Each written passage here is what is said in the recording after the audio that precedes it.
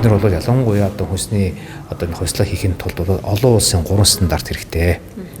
Тэгээ ургамал хамгаалал, малын эрүүл мэнд, хүнсний аюулгүй байдлын одоо дэлхийн худалдааны байгууллагын 3 стандарт байдаг. Энэ харах манай Монгол бүрэн дүр хэрэгжигдээгүй үе тийм байгаа юм аа. За хүнснийхэн хувьсгалыг бүрэн утгаар нь хэрэгжүүлэх юм бол доорож энэ олон улсын хамгийн наад захын энэ стандарт 4 спортоор хэрэг юм тоглоомын дүрмээ баталж тэрийг ягштал одоо хэрэгжүүлдэг.